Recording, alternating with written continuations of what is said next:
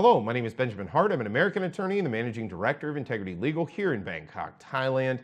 As the title of this video suggests, we're discussing the possibility of free trade agreement between the United Arab Emirates and the Kingdom of Thailand. I thought of making this video after reading a recent article from The Nation, that's nationthailand.com. Article is titled, Thailand Fully Prepared for Free Trade Talks with the UAE Next Month, Government.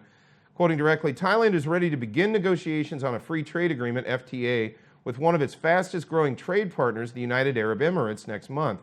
Government spokesperson Anucha Burapakchaisri, sorry, transliterations always kind of slows me down, said, both Prime Minister Prayut Chan-o-cha and the Minister of Commerce have been advised on progress made ahead of the talks, which are scheduled to commence on May 9th, Anucha said, adding that Prayut is confident an FTA with the Emirates will open more opportunities for trade in the Middle East.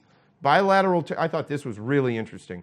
Bilateral trade and investment between Thailand and the Emirates is rising swiftly. The Emirates' top export to Thailand is oil and related products.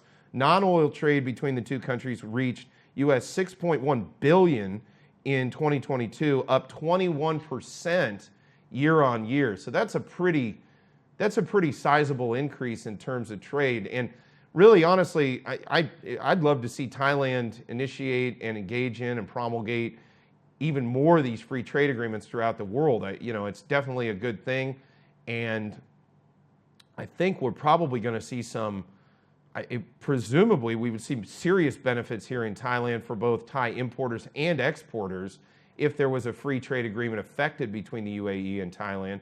I kind of find the UAE interesting because it reminds me a little bit of Thailand insofar as it's in a region where it sort of operates as a trade entrepot, as well as in certain ways like production of various, depending on the jurisdiction. I'm not going to get into detail because that's not really the thrust of this channel.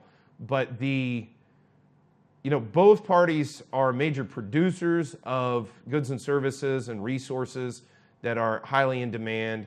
And they also kind of have a unique situation wherein they kind of sit in the middle of an otherwise rather complex kaleidoscope of other nations and things around them, and they're relatively stable, comparatively oftentimes.